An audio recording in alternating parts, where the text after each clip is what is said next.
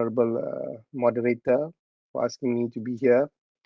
Uh, the rest of the distinguished panelists, Madam Humairah and Dr. Zaki, thank you very much for uh, joining me here this morning. Initially, when I got this invitation, the invitation was supposed to be for sharing sessions to the Faculty of Law. So when I devised the topic, I wanted to give a topic that was for that particular target audience. And then later on, this was sort of taken up by the TNC office. So I guess I've avoided the audience now. But it's okay. It still applies. The idea is that what I'm going to share today is I'm going to talk about catchment morphology and river pollution, which is essentially in the most simplest of terms, in the most simplest of terms of what is a river system, what is a catchment, and how a river becomes polluted, in essence. That's what I'm going to talk about today. So now, I like to begin because we all talk about rivers nowadays. We talk about river systems, river pollution, and but when we talk about river or when we mention sungai, sungai, sungai itu apa sebenarnya? What is a sungai? What is a river? And then on top of that pula, there's another term that we call uh, lembangan sungai or river catchment or watershed, eh? Or tadahan even for that matter, tadahan sungai. So what is it actually sebenarnya, river system and river catchment ni? Why do you call it catchment? Why do you call it a basin? Um, and what's the difference between a river and a river basin? Dia lain tau. Lain. River basin and a river are two different things. These are aspects that the layman may not be able to appreciate. Now, in essence, if you talk about river, the terms, the terminologies that we use, when we say river catchment or we say river basin or we say river watershed, they are essentially referring to the same thing.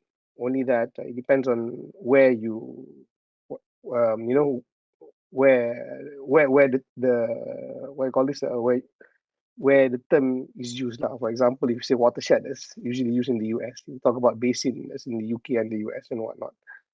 Similarly, in Bahasa, when you talk about lembangan sungai and tadahan sungai, it actually refers to the same thing. Lembangan sungai and kawasan tadahan sungai, it actually refers to the same thing. Cumanya, if you talk about the official, istilah rasmi, gunakan, we don't use the word tadahan, we use lembangan sungai. Lembangan sungai. Now, what is a catchment area? Now, essentially, a catchment area is an area of land, to kawasan, whereby the water is sort of accumulated, ditangkap. That's why the term that we use in English, we call it catchment. Catch the water. You catch the water within that area. In essence, you have the hilly areas, kawasan-kawasan yang tinggi, the hilly areas, and when it rains, the water flows downstream and it accumulates. How does the water accumulate? The water accumulates because it flows by gravity. That's very important keyword though. They flow by gravity. So if you talk about a river basin is when you have the hills on the side like this, and the water flows on the hills and it flows down hills, and when the water flows downhill, it becomes small streams, and then those small streams flows further downstream, and then they meet up, and then they become an even bigger stream. So this process is driven by gravity. So that's very important to understand, and that's how rivers are formed. So this entire area, the hilly areas here, essentially, these hilly areas, this is what we refer to as a river basin or a river catchment. So you have these small rivers, which essentially make up the bigger rivers. So the smaller rivers, we usually call them, we refer to them as tributaries. Tributaries. Now, so the thing about a river basin is that one river basin is always separated from the next river basin. Why is it separated? It's separated by the hills I mentioned earlier. You know, you have these hills, right? You have these hills and whatnot. So one river basin never doesn't meet another river basin. Okay, it doesn't meet another river basins. So instead, the small rivers in the river basins, they make up, as I said, they make up the bigger river, and then the bigger river eventually flows to the sea. Okay, so the adjacent water that accumulates on the other side of the hill, so-called on the other side of the hill, that will accumulate and will and form smaller rivers, and then eventually confluence and become bigger rivers, and it will eventually meet the sea at a different location. So one river basin is what I call this, always can you hear me? Can okay, it's always separated from another. Okay, now I'll give an example. Okay, UiTM. Which river basin is UiTM located in? Nak tanya. Or UiTM. Which river basin are you located in? Doc, do you know, Doc? Dr. Wan? Not sure. So where is UiTM? Let me pull up this topo map. Can you see my map? I hope you can see my map. So this is UiTM. Okay, this is where UiTM is located. This is essentially section 7 lah. Section 7 UiTM. So if you can see in UiTM, the nearest river to UiTM is actually this river here called Sungai Rasau. Okay, this is Sungai Rasau. This is section 7 lake. So Sungai Rasau, if you trace the flow of gravity, again, the river always flows from upstream to downstream. So this is upstream, the river flows from upstream to downstream. If you track the path of the river, Sungai Rasau eventually meets up. You see, it goes down, it goes down, it goes down, it goes down. Sungai Rasau goes down, meets Sungai Klang River. In other words, Klang River is the main river. Okay, you don't believe me? Let me show you. I'll go a bit further upstream. Okay, so this is Sungai Rasau. As I said, the most adjacent river to UiTM is Sungai Rasau. If I go a bit further upstream, let's say I go to Stadium Shah Alam lah. Where is Stadium Shah Alam? Stadium Shah Alam should be somewhere here. Okay, Stadium Shah Alam is somewhere. Okay, this is Stadium Shah Alam. If you go to Stadium Shah Alam, where Giant is, you see the nearest river is Sungai Damansara. So if you track the flow path of Sungai Damansara, you follow the flow path of Sungai Damansara from upstream to downstream, you can see Sungai Damansara also meets Sungai Klang. So that means Sungai Damansara, albeit is a river on its own, and Sungai Rasau, although albeit is a river on its own, Sungai Damansara and Sungai Rasau are located within the Sungai Klang river basin. So similarly, if you go further upstream, there will be many other small streams, like the Sungai Nibong and whatnot, that eventually join Sungai Klang. And Sungai Klang, when you trace the flow of Sungai Klang, it eventually goes to it empties to the sea right here. This is where Port Klang is. It goes to the sea. So Sungai Klang, this is different, never meets Sungai Selangor. Oops, probably that. Sungai Klang never meets Sungai Selangor. Okay, let's go a bit to the north. Yeah, let's go a bit to the north. Okay, this is where Sungai Selangor is. Okay, this is Sungai Selangor. You can see Sungai Selangor goes directly to the sea. Sungai Selangor doesn't meet Sungai Klang. It's in a separate river basin.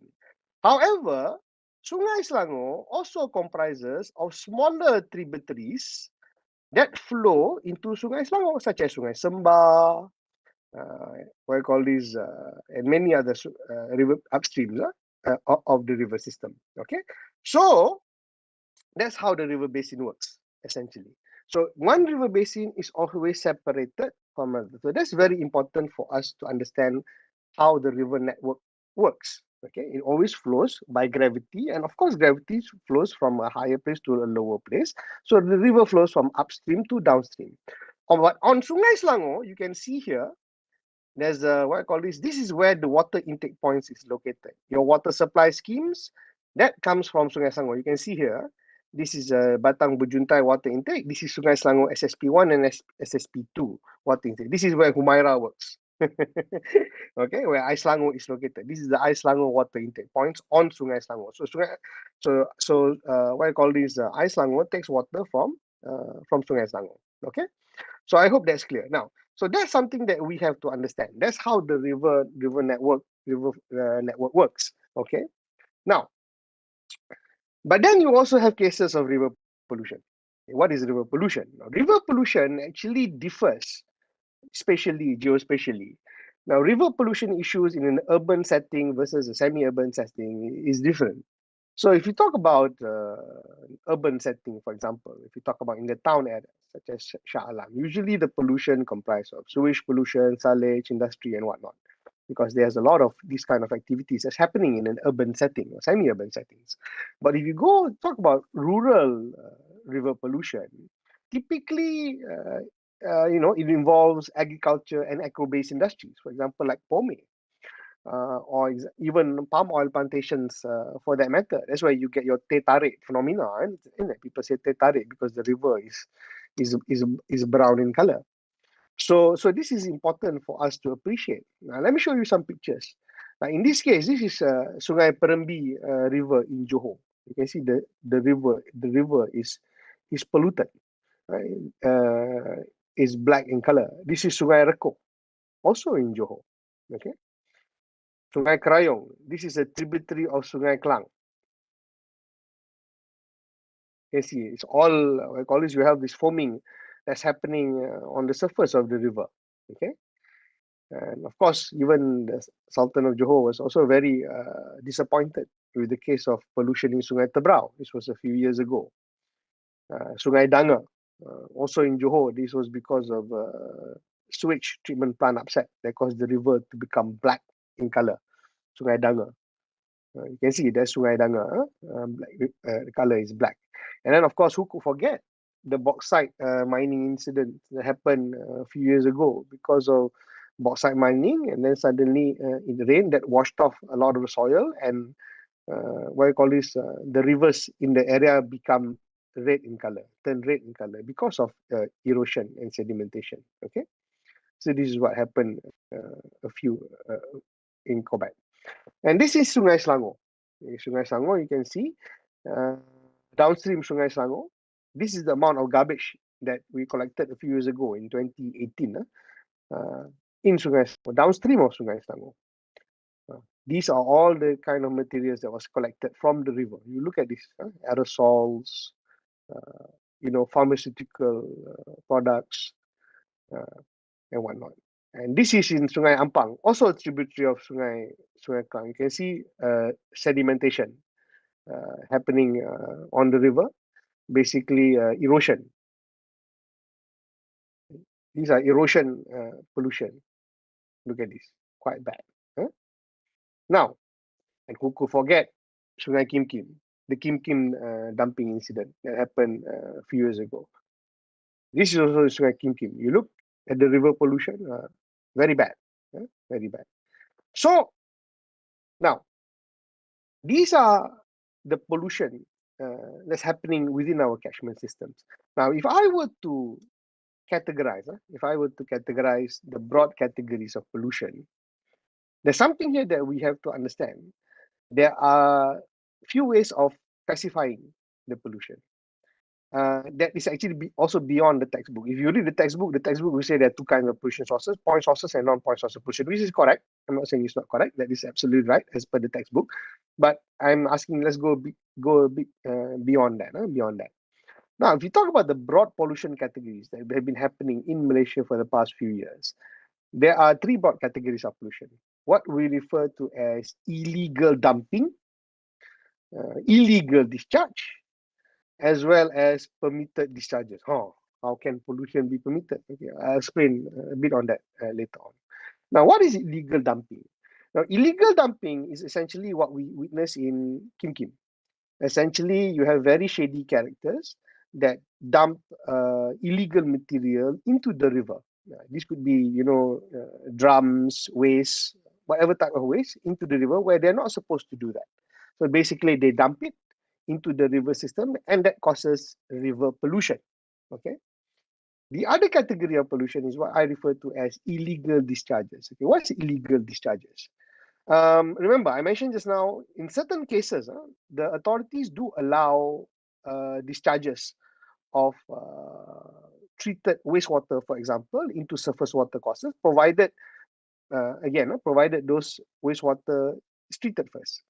However, you also have some, again, shady characters, very naughty characters, that decide to dump their waste or discharge their waste into the surface water courses when the authorities are not there, when there's no enforcement being done. Like when, for example, at night. Because at night, sometimes you have a treatment plant, you have a, what I call this, an industrial plant that's operating 24 hours a day. At night, they dump illegally when the authorities are not looking. Or they dump during the weekend when the authorities are not working. Or they dump their waste during a rainfall event. That means because when it's raining, it's difficult to distinguish what is actual waste and what is rainfall. Rainfall is difficult. So these are illegal discharges. And then you have the third category of pollution, is what I refer to as permitted discharges. Okay, permitted discharges essentially is you have certain pollution sources, as I mentioned just now, that has to undergo treatment. If they meet the limits as per the EQA 1974, they are allowed to release into surface water courses. Okay, they are allowed to release. But as I always say, meeting the limits as per the law doesn't necessarily mean there won't be pollution. I'll explain why. Again, I say that meeting limits as per the law doesn't mean there won't be pollution. I'll explain about a bit more on that later. Now, these kind of pollution categories and broad pollution categories have led to water supply disruptions. Okay, water supply disruptions. So the issue is, remember just now when we talk about our catchment morphology, right? We know that the river flows from upstream to downstream, and I showed you just now on Sungai Selangor, you have the water abstraction points where the water is abstracted, treated, and then subsequently supplied to your homes. Now, but the fact of the matter is, many of these water intakes are located in the downstream areas of the river segments. They're located in downstream. Again, it flows from upstream to downstream, but many of the water intake points, just like I showed you just now, Sungai Selangor SSP1, SSP2, SSP3, they're located downstream. Mantau Panjang is located downstream. Why is this? It's because, remember, just now when I showed you the catchment morphology, you have these small rivers that meet up to make up the bigger river. So when they meet up to make up the bigger river, as you move downstream, the volume of water increases. The volume of water increases. So if for you to satisfy the demand of water, you need to have sufficient volume, and the most amount of volume is located downstream, which is why many of the water intake points are located downstream. The issue with this is, as you also move downstream, remember the flow of the river is from upstream to downstream. In the river catchment area, there's always development that is happening. So if you have development in the upstream region, whatever that is discharged into the surface water courses upstream will eventually make its way down downstream. So that is why that also poses a risk to the water intake points. Okay, which is why in recent years you have witnessed. Actually, it's been going on for some time now, not even recent years. It's been going on for some time, only that the intensity has increased in recent years. So only that, what I call this, you have cases of water supply disruption. Because as you have more and more development and you have more and more pollution risk upstream, because the water intake points are downstream, when you have this kind of illegal discharges, illegal dumping, even permitted discharging into the river, the risk of pollution becomes higher. So when the risk of becomes high, it only takes one incident of pollution, of illegal dumping, when you dump into the river system and it makes its ways down, where the treatment plant, where the river water becomes polluted and the treatment plant has to shut down. Because the treatment plant can only treat river water up to a certain quality. Maybe Humairah will talk about this more later on. If it exceeds that quality, the treatment plant is not able to treat anymore. So they have to shut down. Okay. So this has been happening all over the country. This kind of scenario. This is in Johor again, in Ladang Chap in Johor. But Alhamdulillah, this was issue of this issue has been resolved. Essentially, it's leachate overflow into the river. This was that was happened a few years ago, river pollution incident that caused disruption. This was in Sungai Buah, a few years ago. This is also upstream of water intake. And this is also, this was in 2020. I remember I said odor pollution that happened. So this is the authorities going to site. They have to smell the water. Is actually what's going on over there. And this was just last week. This was last week. But Alhamdulillah, the authorities were quick to act. There was I think they also gotten the well experience already. There was this discharge of blue substance that went into the river. Downstream of the river, there's a water intake point, but swiftly the authorities acted and they blocked the pollution. Otherwise, we could have witnessed another water supply disruption incident last week. So, how do we deal with illegal dumping and illegal discharge? For me, I always say you have to eliminate the risk. This is not about just treatment. No, this is about risk management. Because as long as you have uncontrolled development upstream of water catchment areas, the risk of pollution is there. And you and I both know that development continues on. It always continues on. It goes on and on. So as long as you have what I call this kind of developmental activities that's happening within the catchment area, the risk of pollution will be there, and over time the risk will only become greater. That's just the fact of the matter. Okay. Now, in New York, for example, they introduced this concept of catchment protection. They're also facing similar issues, whereby they could have potential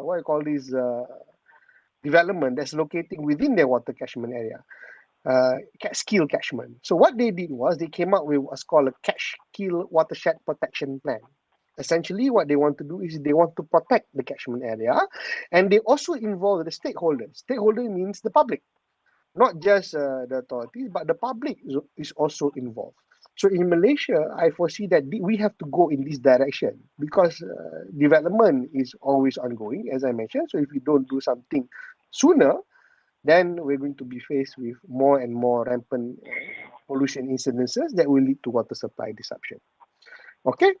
Now, what about regulated pollution sources? Okay, so that's clear. I hope that's very clear. You have the issue of illegal dumping and illegal discharges that's located upstream of water intake points that eventually can cause water supply disruption. What about regulated pollution sources?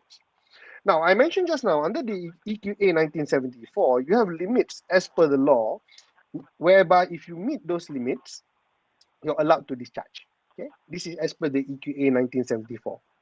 Now, however, I mentioned just now, meeting the limits as per the law doesn't mean that there will not be pollution. Okay, what I mean by that? Okay, let me show you this table. We're not supposed to compare, but I'm just going to compare just for the sake, just to simplify things. Now, the table on top is your standard A and standard B. This is what's in the EQA, the Environmental Quality Act. What standard A is if you're located upstream of water intake. Standard B if you're located downstream of water intake. Means, for example, let's say if you have a sewage treatment plant or you have a wastewater treatment plant. If your wastewater treatment plant is located upstream of a water intake, you're supposed to comply to standard A.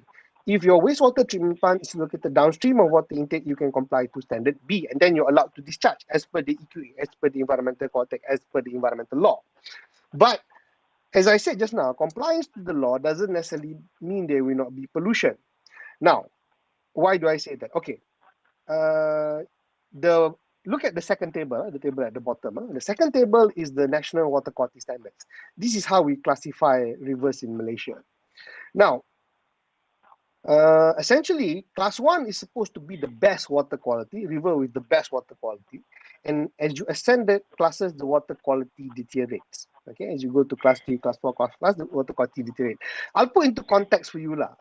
Let's just say you talk about Sungai Kelang. I think people know how polluted Sungai Kelang is. So Sungai Kelang is within the class 4 category. Okay, Sungai Kelang within class 4, just to put into context for you, it's about class 3, class 4 within the class 4 status. Okay, so now let's look at the regulation when it comes to discharges, what you're allowed to release into the water body. Let's look at ammoniacal nitrogen. One parameter. It's okay, you don't have to understand what the parameter is, but just to look at the parameter. Ammoniacal nitrogen, which is a type of pollutant. See, your standard A, if you're located upstream of a water intake, the permissible discharge limit is 10 milligrams per liter. Meaning, if you comply to the 10 milligram per liter limit as per standard A, you're allowed to release into the river system. Can release, no problem. You can release as per the law.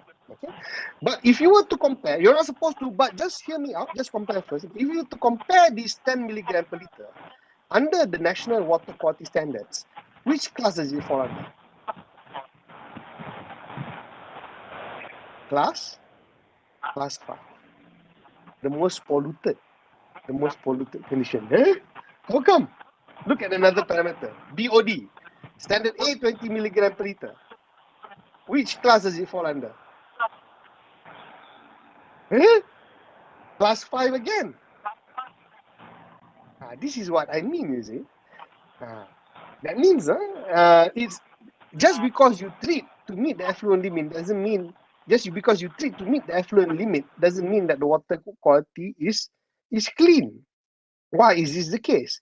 This is the case because the regulations, the effluent discharge regulation, still counts on dilution by the river.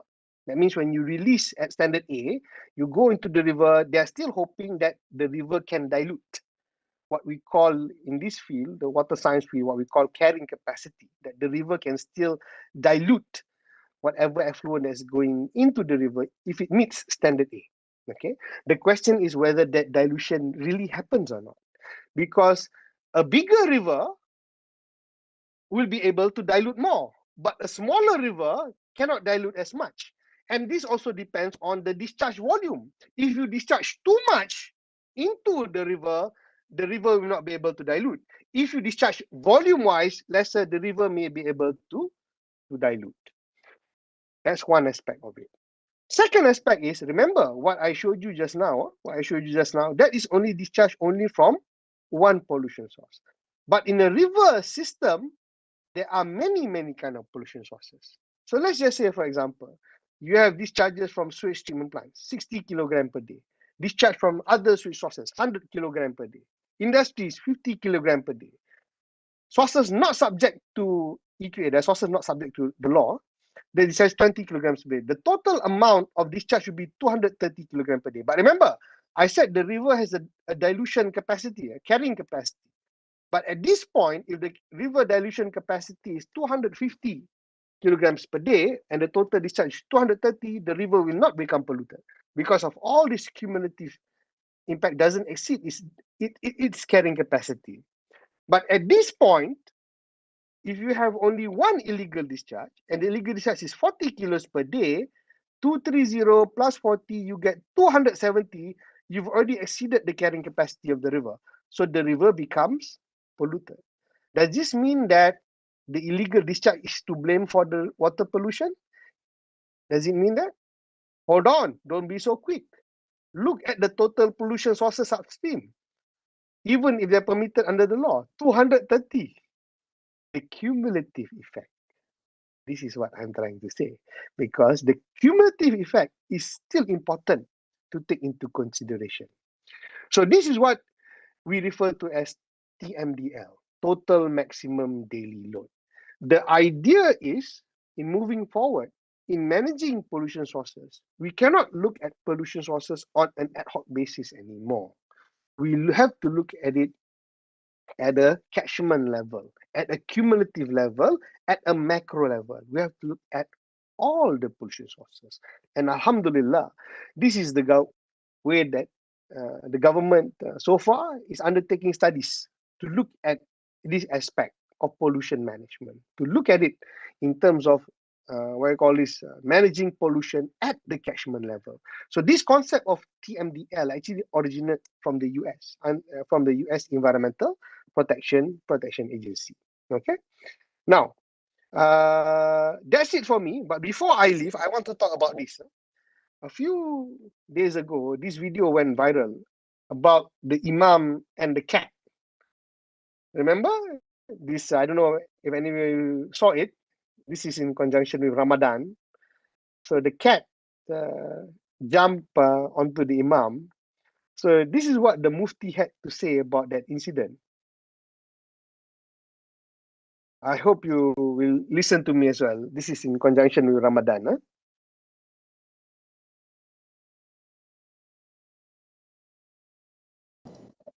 No voice, Doctor.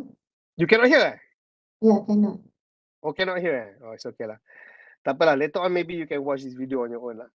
Essentially, what the Mufti is trying to say is that in conjunction with Ramadan, what he's trying to say is that in conjunction with Ramadan, he's trying to say that, you know, Islam is about being kind to animals. And the Mufti, despite him being in prayer, he was actually very concentrated in his prayer, because Islam is also about that. It's about being kind to animals. Not just about being kind to animals, but also about being kind to the environment as well. This is what the Mufti said. You also have to be kind to the environment. That is what I call is that's the teaching of Islam. Because when you are kind to the environment, you also get God's grace. This is in conjunction with Ramadan. Okay, all right. So basically, maybe you can watch this video on your own later. It's on YouTube. So that's all from me. Thank you very much. I pass it back to the Madam Moderator.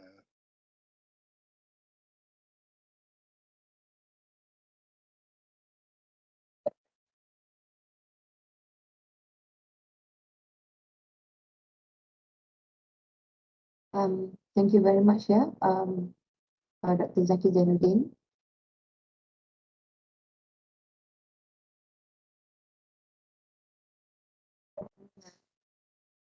Can you hear me? Or Ani, can you hear me, Ani? Boleh dengar. Okay, all right. Without any further ado, I would like to call upon the second speaker, that is Puan Humairah Voon, the head of Laboratory Services Section, Water Quality Department, Pengurusan Air Selangor Sdn Bhd. Without any further ado, I welcome. Right, thank you. Dr. Zara, boleh? Thank you very much. Okay, Puan Humairah, the floor is yours. Welcome. Okay. So Assalamualaikum and good morning, everyone. I'm Humairah from Air Selangor, Water Quality Department. I would like to share my slide now.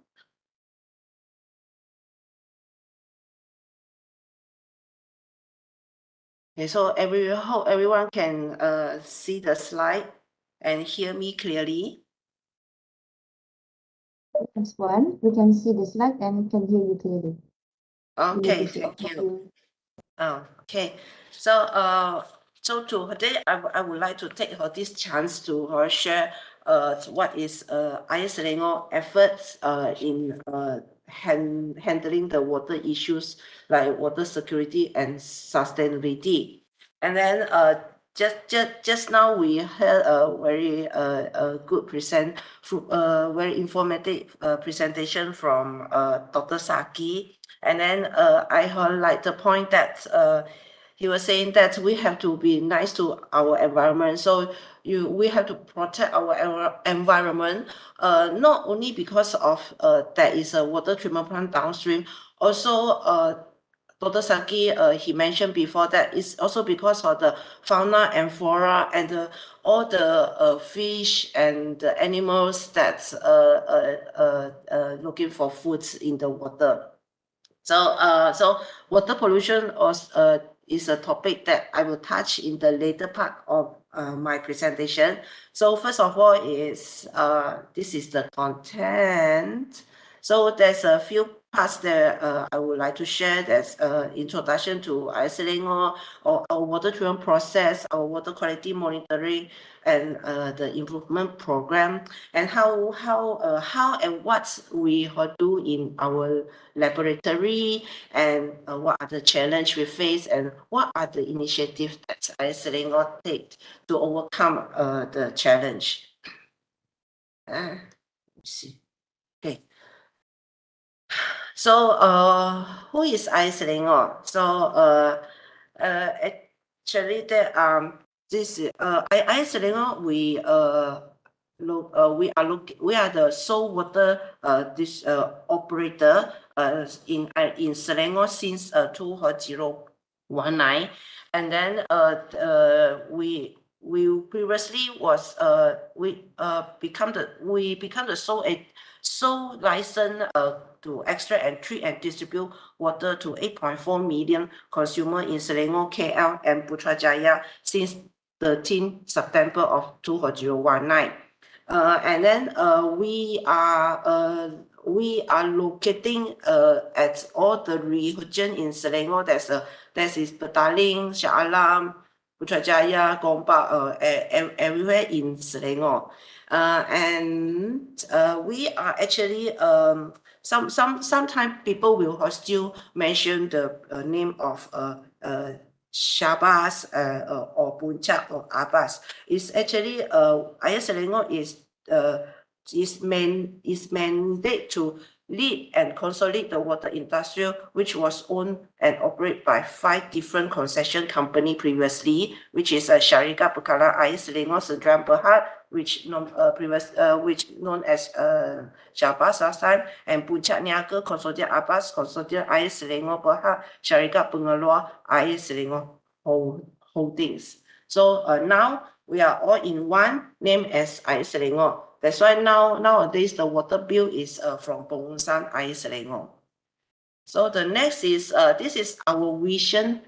We will be the leading water services provider in Asia by 2030, and then we strive to deliver the best experience to our consumer. And then this is our brand promise, join in every drop. So when you go into Facebook or our websites, you will see this join in every drop everywhere in our short video or our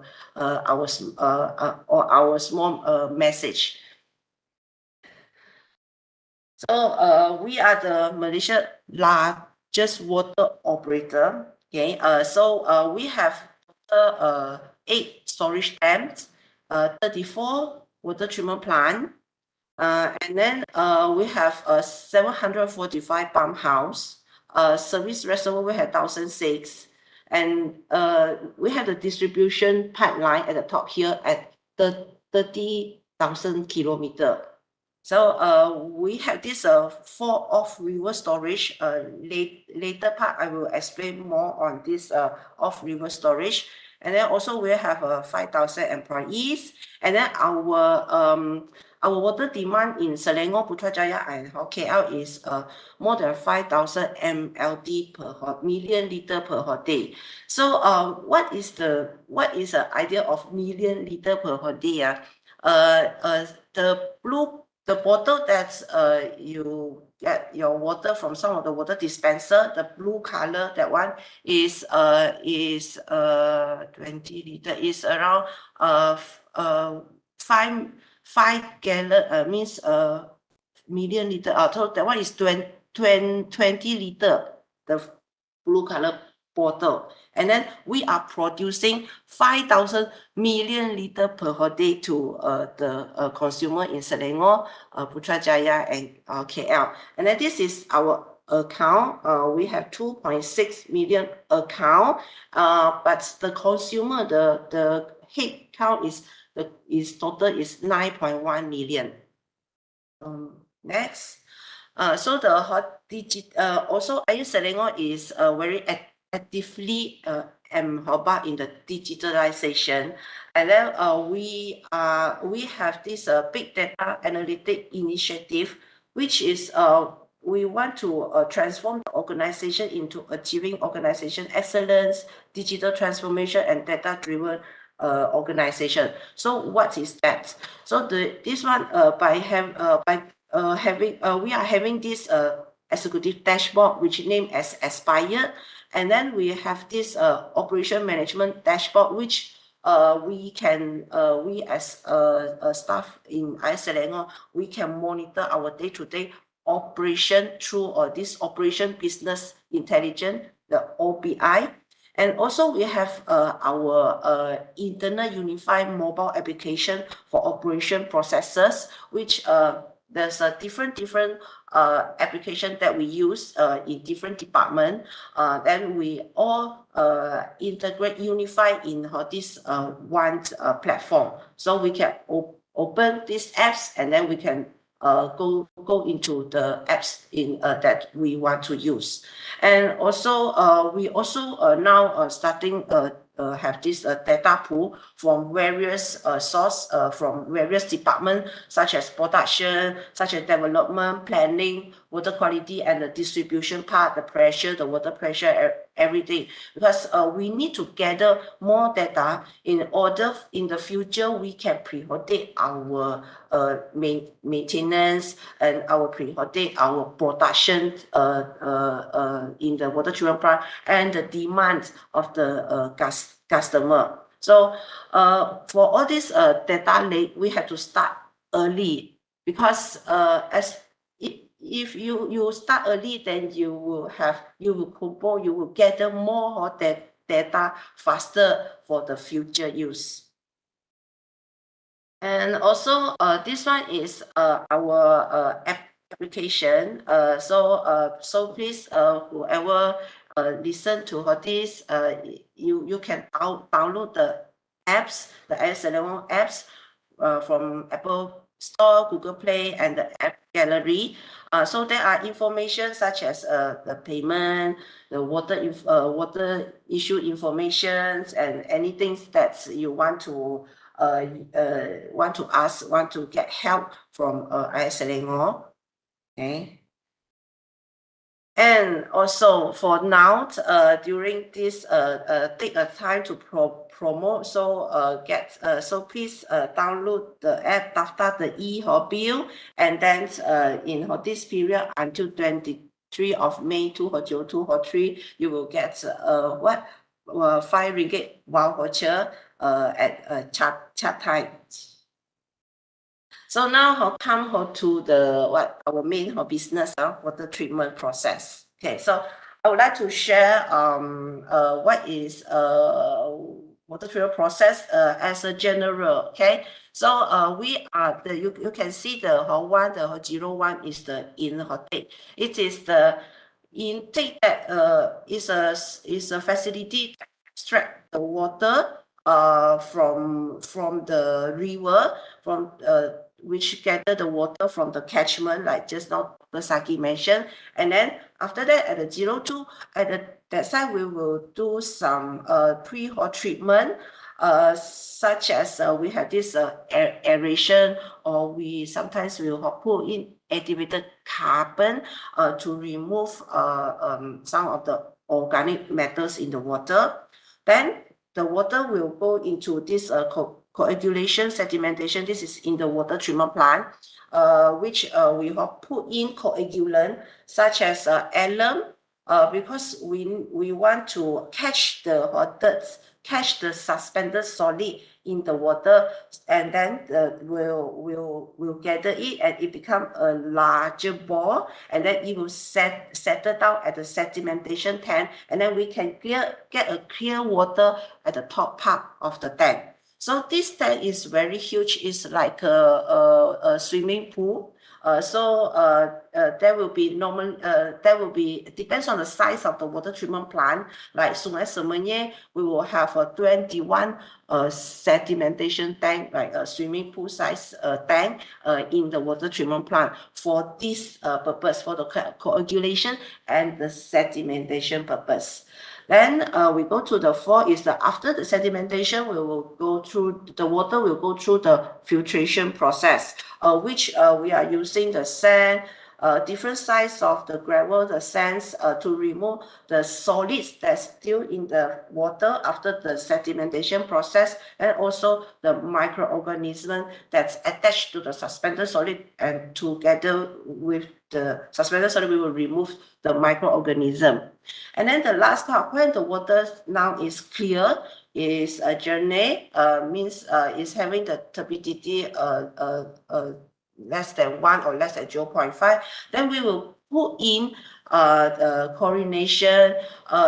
We will do chlorination. I will put in chlorine. We will put in fluoride for the dental care. The chlorine is a very main chemical that we have to put in, is to disinfect any remaining bacteria or virus, and to protect us from the germs.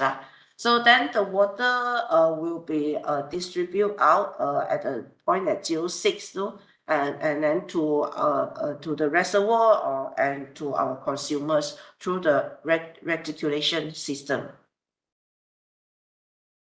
So this is the layout, the general layout of water treatment process. You can see from the left-hand side, this is where the raw water, we extract the raw water, and then there will be some screening to remove the logs or the big rubbish. And then it will go to a water treatment plant, and then they will have this cascade aerator. So the cascade aerator just example. So we may have aeration using different way, such as the bubble or what. So this is just an example. And then we will have these chemicals for the coagulation process. And as in some of the water treatment plant, we may have this pre-chlorination, potassium permanganate. All of this is for the pre-oxidation, just in case we might have this organic content or some metals like manganese inside our water, so we will remove this. And then we will have this green color here. This is a mixing channel, which we dose our coagulant. So there are a few types of coagulant: alum or polyaluminium chloride or ferric chloride. So these are ACH. So these are some of the example of the coagulant that we use. And normally we will just use one type of coagulant in the water treatment plant. And then in some of the water treatment plant, we may have add in polymer to enhance the coagulant process. Want it the process to happen faster, or they want to get a bigger flock, so they add in a little bit of polymer, so that the flock can generate faster or bigger, that can settle down in the sedimentation faster. So in the sedimentation tank, we also call it clarifier, and also the filtration. So now come to filtration, and then so we will add in the fluoride in the form of sodium silicate fluoride, and we have this post chlorination for the disinfection, and then we have this post line to adjust the pH of the water. Normally, in our water, after we add in coagulants, the water become more acidic. It's like 6.5 or 6.4 or 6.6 in the range there. And then because we have to adjust the pH to 7, to almost at the neutral before we distribute to our consumers. So we add in lime. Okay. And then this is our clear water tank. Is very huge. It's like half of a football size field, but it's a reservoir. So sometimes it's at the top of the hill. Sometimes it is in the water treatment plant, but it is half buried in the land. Okay, so then we will send to our balancing reservoir. So balancing reservoir normally is up at the hill, so that they have we can get the pressure. We can distribute the water to the consumer without pumping, secara gravity flow. So at the down here, we also have this our sludge treatment plant. because the the sediments from the sedimentation process, we have to do some treatment to dewater it, to make it dry, before we can put it at landfill. So we have to water treatment plant has to comply with the regulated discharge value by DOE mentioned by Dr. Zaki just now as well. So this is a brief explanation about the water treatment plant. If you like to know more, you can always contact us and then come to have a visit in water treatment plant. So just have overview of this Sungai Selangor, Fasa 1, 2, 3, and Rantau Panjang. So these few plants, these 4 plants, this is 4 water treatment plant, Sungai Selangor phase 1, phase 2, and phase 3, and Rantau Panjang water treatment plant is a combined of capacity of 2,700 MLD per day. This is their capacity, means they can produce this much of water. So just now in first few slide, we were saying that one hole in every day, Air Selangor will produce over 5,000 million liters of water to consumer, right? So these 4 hole plants at Sungai Selangor River, they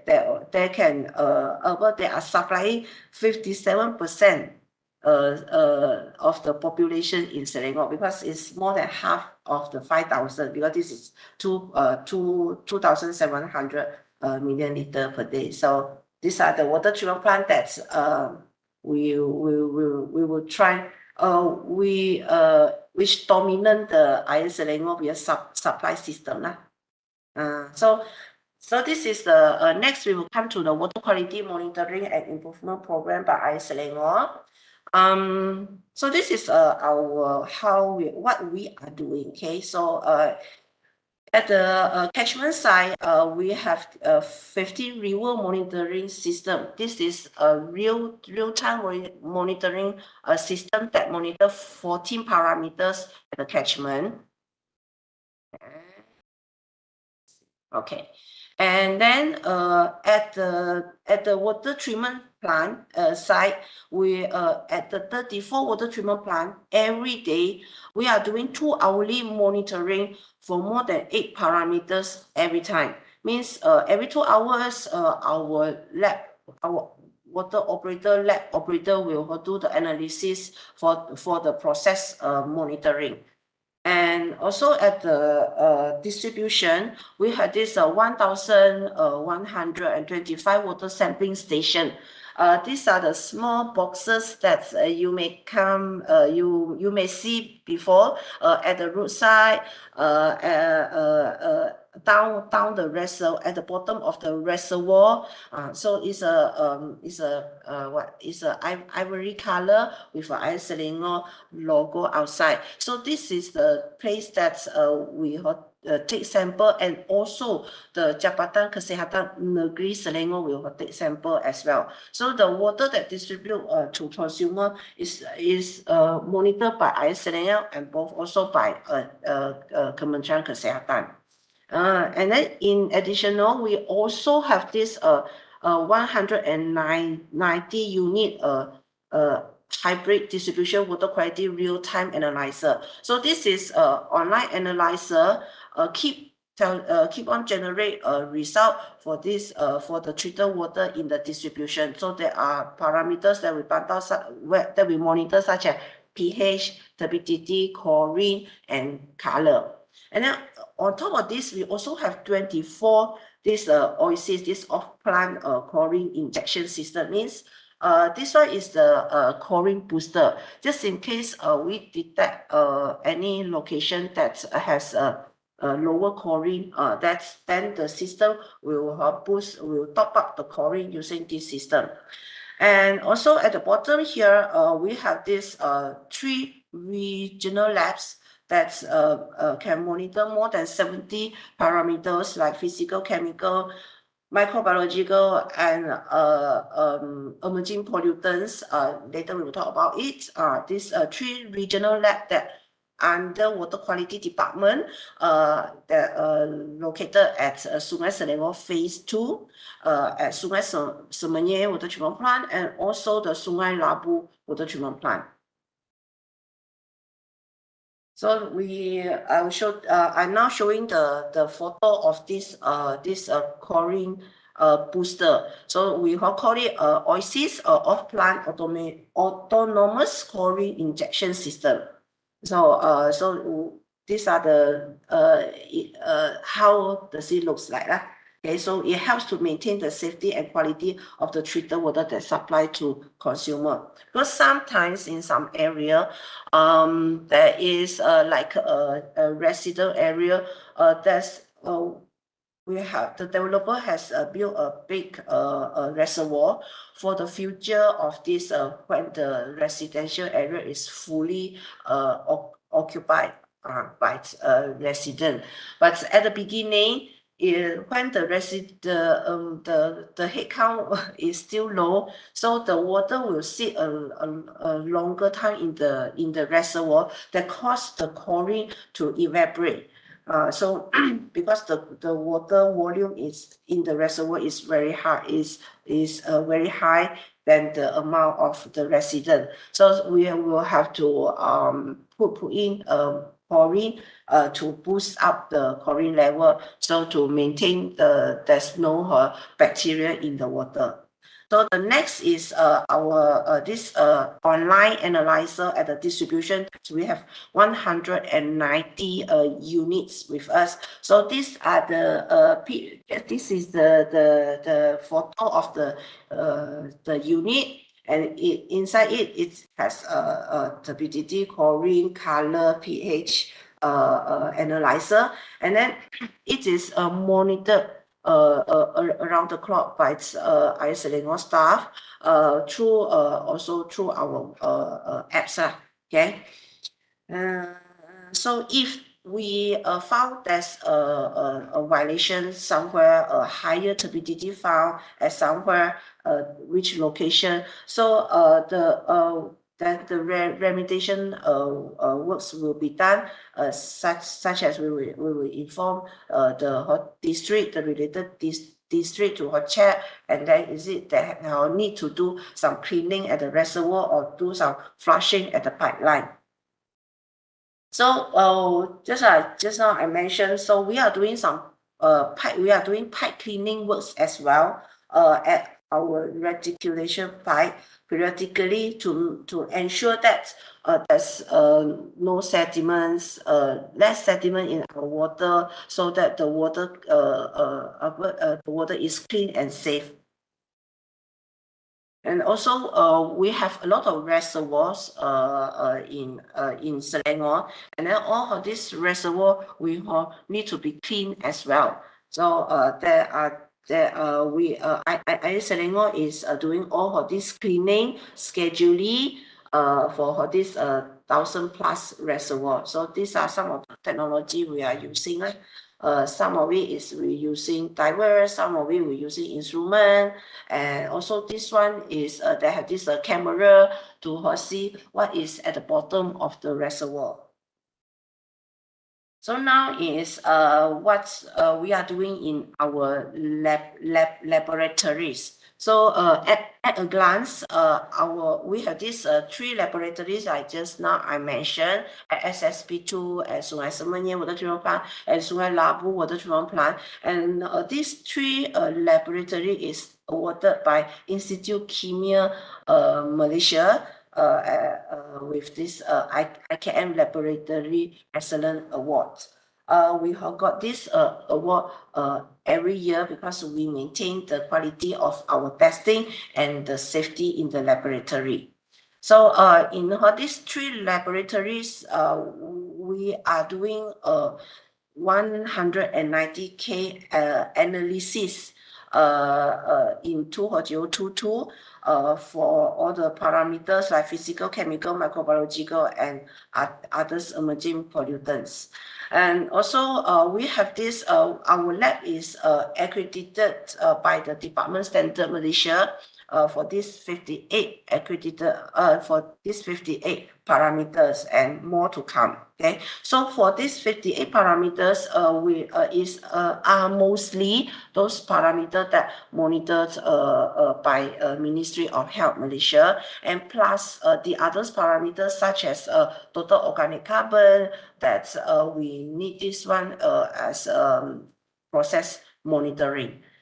During 2022, we have 4 research that we done in our lab involving the microbiological, volatile organic carbon, and our PFAS. Because for the microbiological, for information, the parameter that's set by Ministry of Health Malaysia is total coliform and E. coli. But Selangor, we are monitor more than that. We are monitoring Pseudomonas. We are monitoring sulfur reduction bacteria, and we are going to monitor. We are also monitor enterococci in our treated water. This is all our effort to ensure that the water that we supply to our consumer is safe to drink.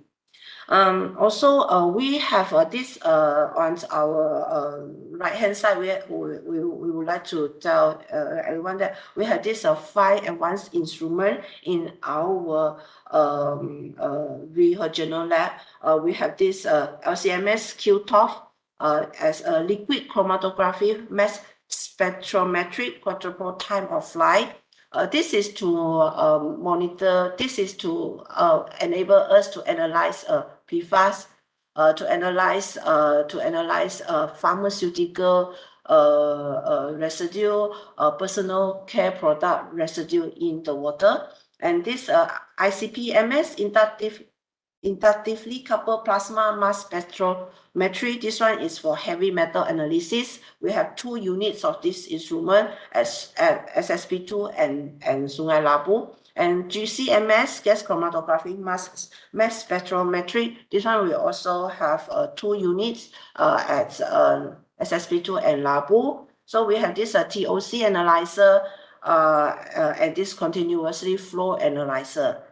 So we are monitor extensively our raw water and our treated water, which we monitor even emerging pollutant and those parameters that are not listed in the MOH spec. This is because Selangor is located in the urban area, heavily developed, heavily industrialized. So yeah, we take the initiative to monitor more parameters. So we also do a lot of water samplings around Selangor, Putrajaya, and Kuala Lumpur. So 34K of samples in 2022 taken by our laboratory services section. And so with all this data and all this information, we are using laboratory information management system to monitor our all the analysis data, so that yeah, we make sure that all our analysis data is not only in a hard copy or in individual computer, because we need this information to be kept well, and then when we want the information, we can easily get it. So that's why we are using LIMS to in our lab as a center to gather all of our data and make sure our data is all traceability. Means anyone who amend any data, the host system will record their name.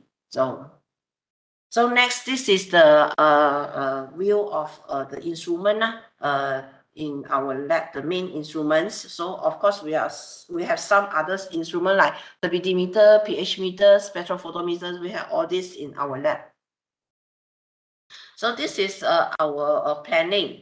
Okay, so in throughout from 2020 until 2030, this 10 years planning. So we are on the track, and then things that we want to be more focused is like the the non-volatile organic compound. The non-volatile organic compounds are referred to those like pharmaceutical, personal care products, and those like PFAS, which is a very hot parameter now.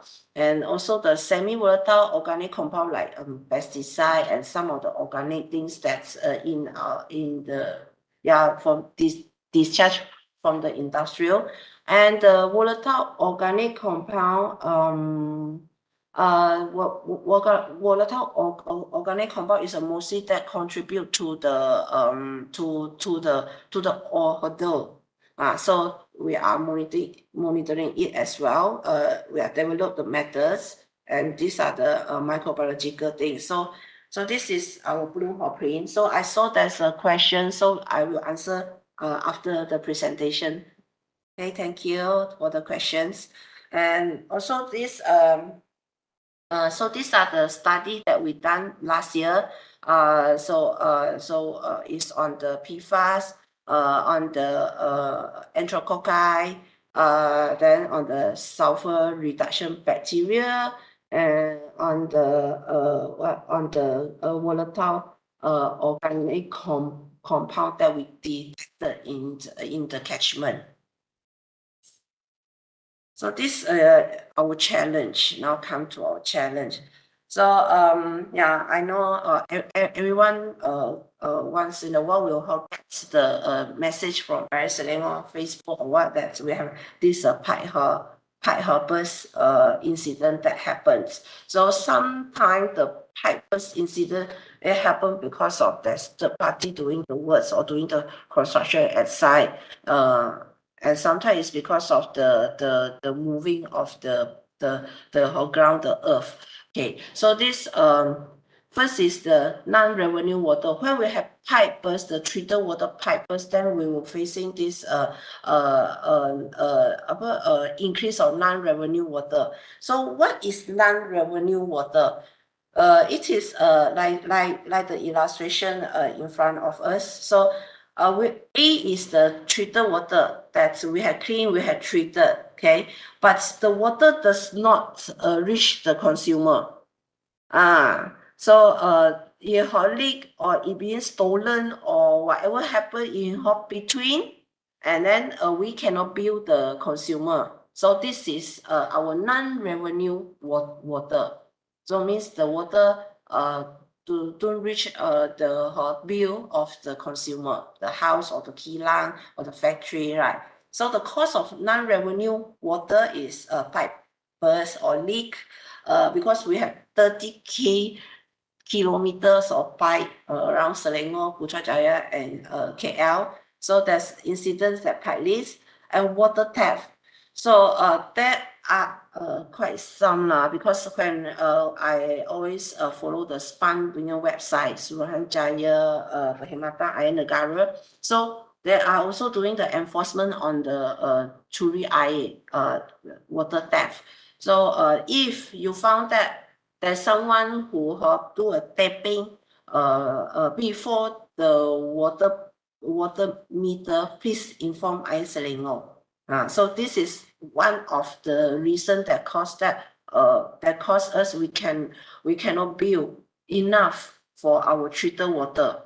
So then of course when there's a leak at the water meter itself, that's also the water. I mean the water cannot reach the consumer. So these are the main reasons.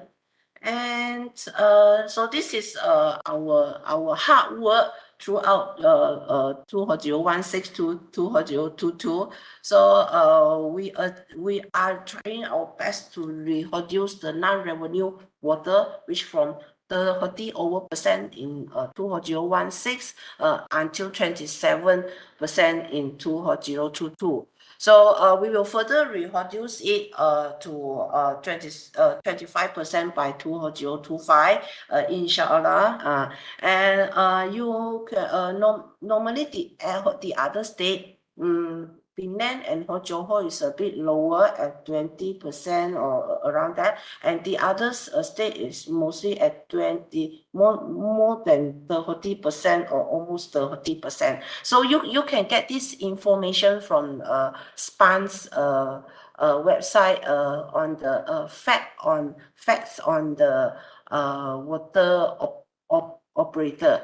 You can get that information for the other states, non-revenue of water and their capacity. Okay, so this is the comparison list lah. You can see lah. So these are the percentage, and then overall in Malaysia is 36%. And you see Singapore is how low? Okay, Australia, New Zealand, so they are much lower lah. So never mind, we will do our best. We are heading there. Okay, Selangor is around 28%, Penang are 23%, Johor 25%. So these are the list lah. Okay. So about pipe burst. So how we measure our pipe hole burst, right? So this is one of the biggest challenges in Selangor as well lah. Because when we have pipe hole burst, it causes an increase in non-revenue water. Also, it causes water disruption to our consumer. So after all this year, we have capex, a lot of capex to change the old pipe, and now the pipe burst in Hortex is getting lower and lower. Now at 2022, we are at 5.35 lah. Okay, so we are working hard on it to reproduce it further, so you can compare the other country like Canada, Singapore, of course very low, right? Canada and the UK. So what actually their pipe burst incidents also quite frequent as well. Okay, so now this is our big challenge, and it is it's a viral. So it's a water pollution. So you will see this one is an incident many years ago. Is I think it's from a tanker of this carrying the palm oil accident, and then the content of the tank palm oil accidentally pour into the river. So these are some of the information on this river pollution, and I would like to highlight beside the factory or beside the illegal dumping, and actually road accident is also one of our threat. Okay, recently it happened. Recently means I think end of last year during Christmas. Yeah, there's a road accident somewhere at Nilai, Serena, North-South Highway, heading to Nilai, and essence, is a detergent essence that accidentally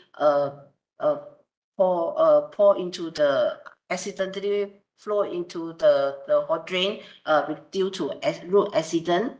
And then it goes into the river, and then our river smells very good for many days. It just like the smell in the washing machine after you wash your clothes. So even though a good smell, perfume smell, we also have to shut down our water treatment plant because the smell doesn't allow us to treat the water. So these are some of the information on the raw water pollution that happened last year, and hopefully we are safe this year, okay? But there are initiatives that state government and the federal government doing it to enforce to those who pollute the river. So later we'll come to that.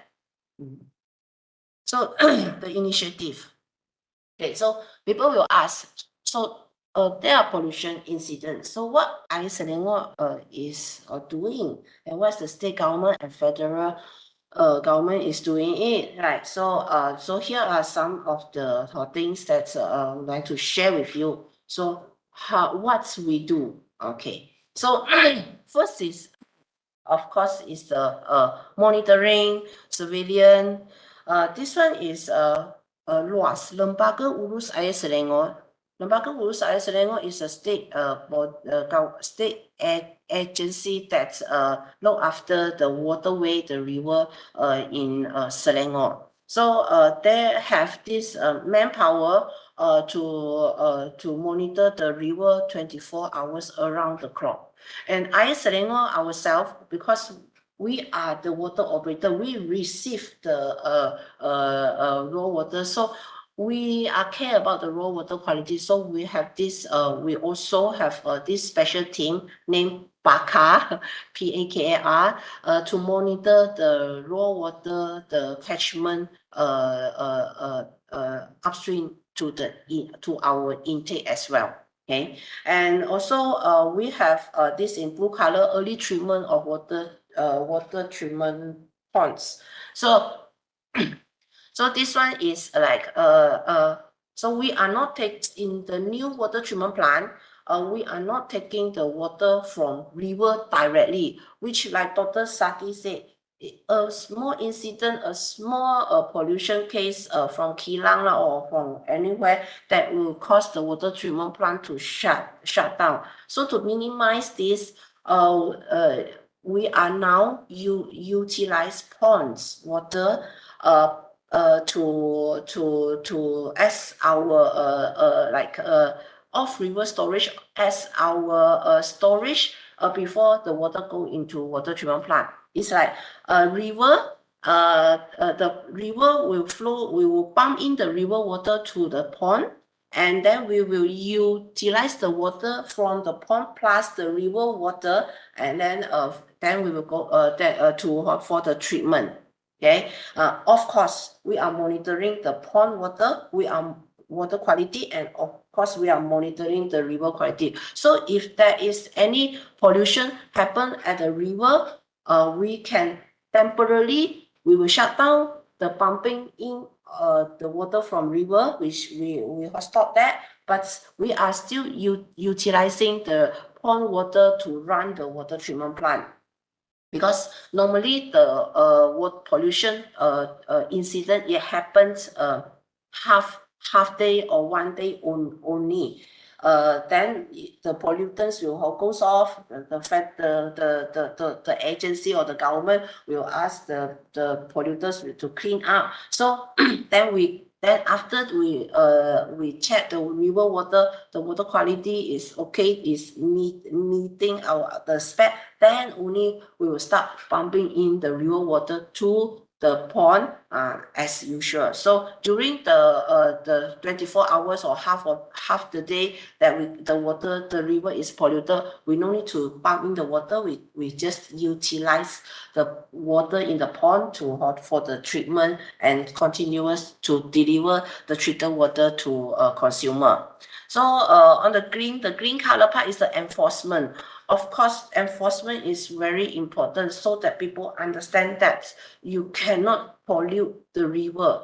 So laws that actually has Lembaga Urus Air Selangor has amended their enactment, which the fine has increased, fine to the polluters has increased from 200K to 1 million.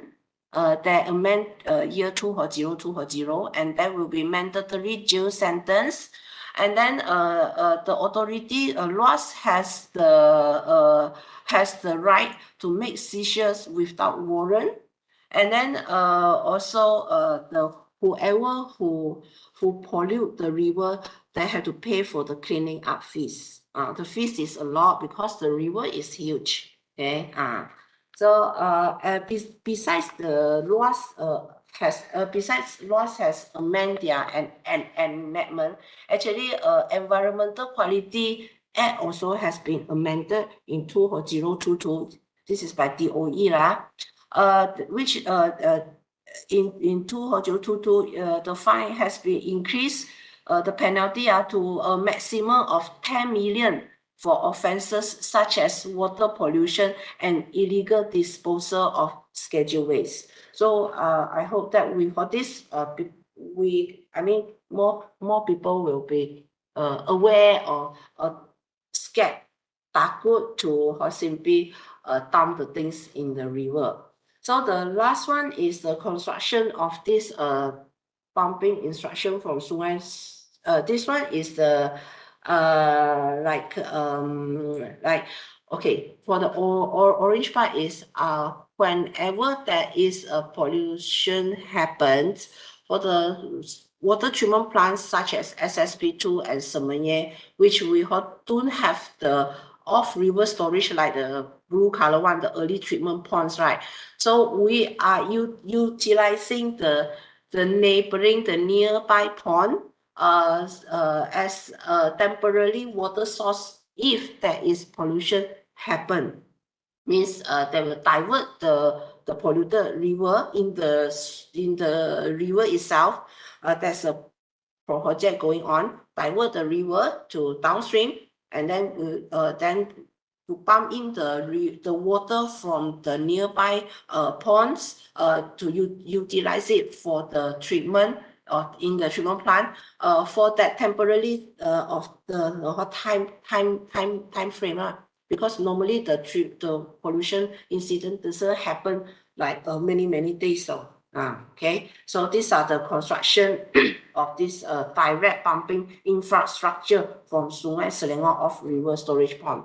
So this one also we are doing it at Sungai Semenye as well, utilizing the ponds that we are currently utilized for Sungai Semenye 2 water treatment plant. So during some incident happen, we will continuously supply clean water. Okay.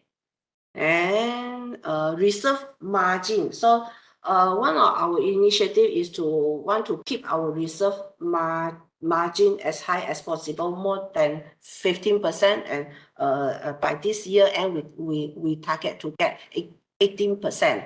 So by we having this water reserve margin higher, then we can for example, Sungai Semenye water treatment plant shut down due to pollution or whatever happened.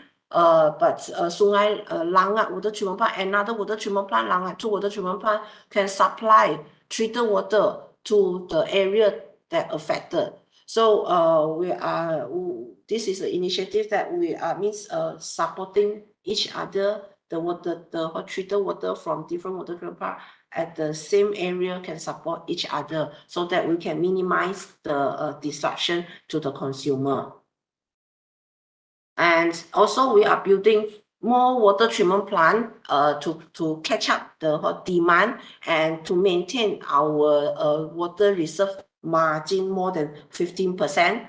So one of the coming up water treatment plant is this Sungai Rasa water treatment plant. Sungai Rasa, this name is very famous. Just now also appear at Dr. Zaki's presentation as well. So this water source is actually from Sungai Klang.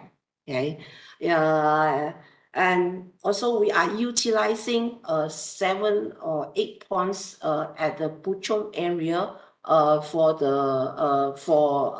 water treatment as well. So this means that we are not directly take the water from Sungai Klang and go into the water treatment plant to treat. We actually go through many ponds. The river water will pump in to all the pond and the flow through the ponds, and then only go to the water treatment plant. And then the water treatment plant itself is a very sophisticated sophisticated water treatment plants with all the advanced oxidation system inside. And also the filtration bed is also we are utilizing a lot of activated carbon, GAC, granular activated carbon in the treatment process. So so these are the location is at Jenjarum and Kuala Langat and this is the phase of the construction. So 700 MLD in 2025 and 700 another 700 MLD in 2028. So the supply area is Klang and Petaling. So we need this water treatment plant as Klang is the area that will always face longest disruption during any water incident happen. So by having this water treatment plant, we will able to reduce the time, because it's we have more reserve margin, and it's located at around Klang, Kuala Lumpur, and that area, so it can distribute water to that part.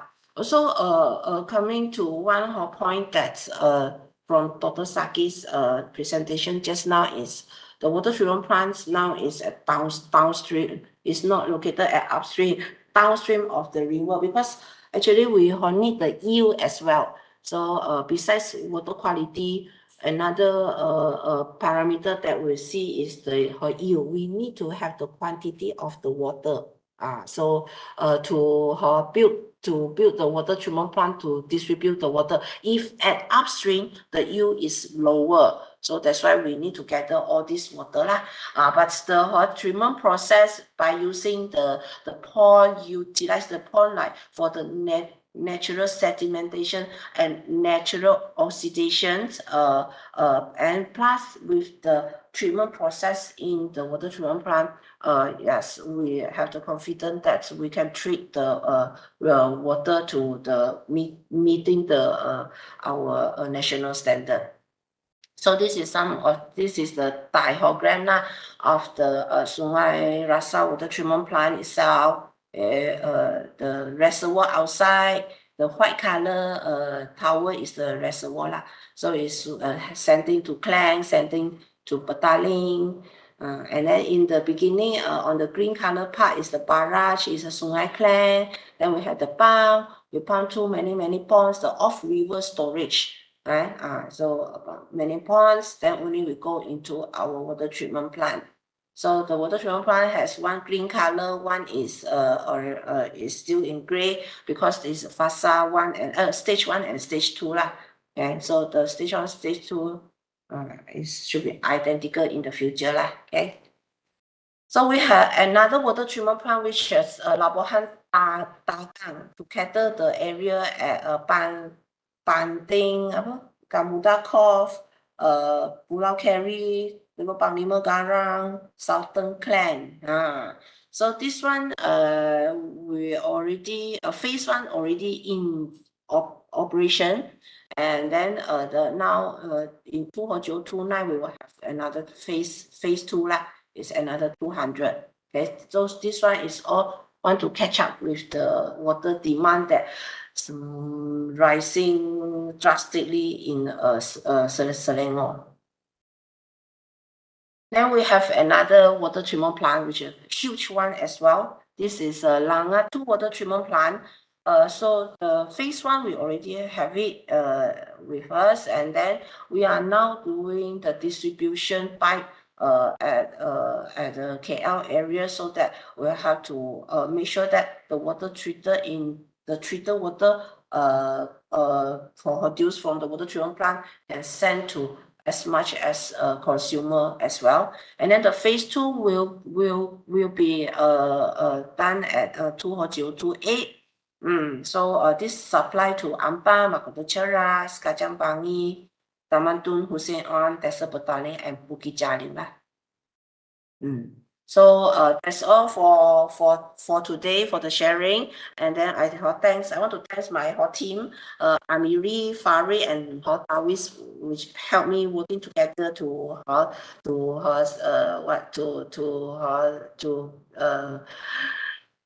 build the slide, and then to look for the information. So that's all from me. Thank you.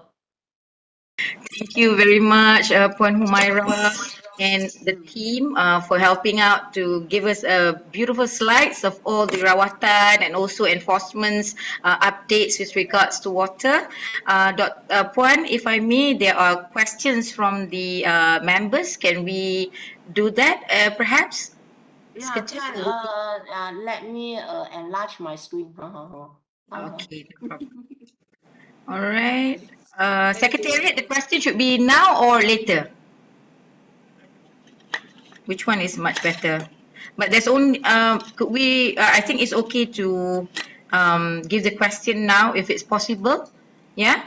So Puan Humairah, the question is, what parameters are commonly used to determine whether the quality of the water is safe or not? Oh, what's the parameter? Yeah, So, commonly used to determine whether the quality of water is safe or not. From Tuan Dr. Muhammad Suhaimi. okay, hi, Doctor. Thank you for the question. So, we for all the water operator in Malaysia, we are complying. We have to comply with national drinking water standard by set by the engineering department of Ministry of Health. So the parameters that set inside is physical parameter like turbidity, pH. This one so common, right? Then also the fluoride, iron, manganese, chloride. There's a list, okay. Aluminium, manganese, fluoride, nitrate, chloride, and then this is the anions. And heavy metals, we have a list, including cyanide, mercury, arsenic. And also selenium, that's a list also. And also we have to comply with the pesticide. That is I think around 10 pesticide parameter that we have to comply. Also the trihalomethane. IS Selangor also doing a little bit more, that we are checking our radioactive compound, the nuclear in the water as well, but in KK, in the Ministry of Health standard is stated where necessary, but we are doing on yearly basis for all the water treatment plant, treated water and raw water. So if doctor want to know what are the detail of the parameter, you can search the National Drinking Water Standard for National Standard of Drinking Water by Ministry of Health. By dia punya, is not a food ad tau, dia ialah by the engineering department. Thank you, Puan. Puan, if there's another question, do flushing pipe due to violation earlier is considered as NR water? Question from Dr. Amar. Thank you. Is what? Is a flushing pipe due to violation? Is it when you flushing pipe, is it a violation? And is the water considered NR water? Thank you. Understand. Okay. Also, yeah, thank you for this question, because seldom people ask this question. Yeah, because it's good to make people understand as well lah. Regarding the NRW. Okay. Yes, that one is considered as non-revenue water as well, but we are controlling it. So there's a buffer lah, for this activity to carry out. So there's a buffer of in the percentage of NR in the water that we are using for cleaning. So that's why when we want to flush the pipe, we cannot just simply, oh, now I want to flush up because there is a violation or what, or there is a sedimentation happen. We cannot simply flush the pipe because we also, this will contribute to disruption at some area as well now. So and also it will contribute to our NRW percentage. That's why we have to flush the pipe. We have to taking care the factors that you NRW you can within the amount, and also no disruption to consumer. So that's why the pipe flushing method also has to be very effective. Sometimes we are using the compressed air as well to give more power, more pressure in the pipe so that the hot dirt or sediments can come out faster with using lesser water. Thank you for the question. Puan, the last question from Dr. Nainin Junaidi. She wanted to know may I know were there any tests on arsenic exposure to the water, and if yes, at what level is it safe to consume?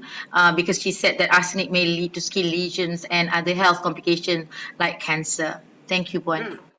Thank you for the question also by Doctor. We are monitoring, Selangor and KKM are monitoring heavy metal including arsenic. We are monitoring at quarterly basis, and also the KKM also monitor at quarterly basis. And for now, we are not facing in Selangor, we don't have arsenic violation happen for the last 1 or 2 years. So because so far in our raw water there's no arsenic contamination. And then I understand arsenic is one of the heavy metal that will carcinogenic and give problem to human health. But so far, based on our monitoring together with mercury and cyanide so it doesn't have any violation detected. And also the level is follow the KKM is 0.01 ppm in treated water. Thank you, Puan Humairah. Yeah, we would like to extend our gratitude for joining our team in this today's sharing session. That will end Puan Humairah's on system management in Malaysia. Now we would like to invite Prof. Mahathir Dr. Chay, our homegrown experts, to share with us her experience and research on water quality and sustainability in Malaysia. Silakan Dr. Chay.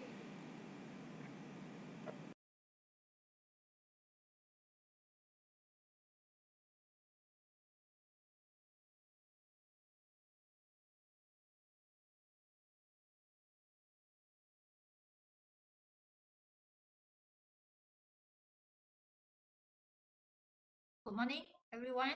Okay, thank you for Dr. Wan Liza and the SCI for organizing this event.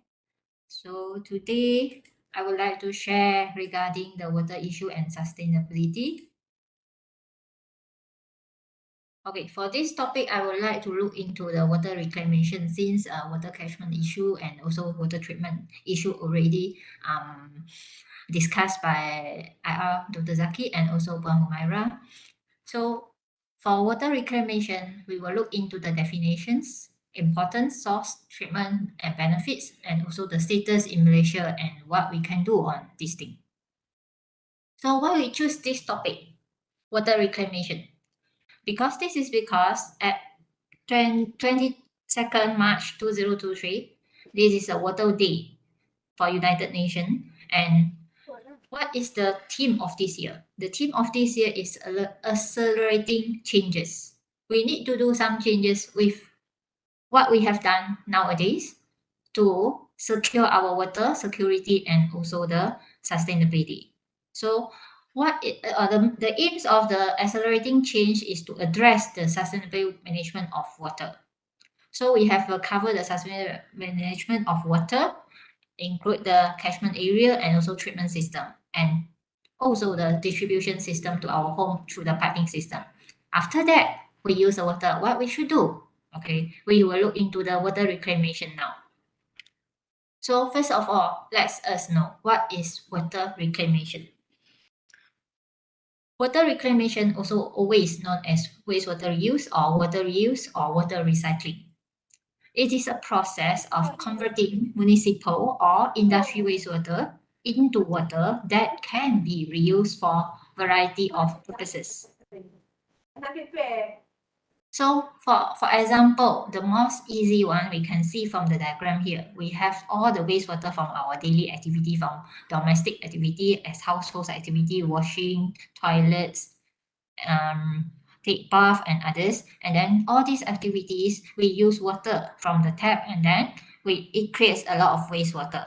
From this wastewater, they will flow to the environment and they may be used for the agricultural activities, and they can be treated to be a source of drinking water. Some of the countries already start using the reclaimed water as a source of drinking water. Example, in Australia, San Diego City Council, and also the Wichita Falls, Texas, US. Why we need to use the water reclamation as a source of water? This is because you can see the map here. So there are a lot of countries is having the water scarcity due to the climate changes. Besides that, there is always some of the region which is arid region, which is lack of the fresh water or the rainfall. Example, the desert areas. The next is for the population growth of human. It is growing accelerated, but our resource is still limited. It's still there. The limited resources not increase as our population rate. And then the other issue is the overuse of freshwater resource. Example is the groundwater, freshwater resources. We need to have some water reclamation to protect the environment.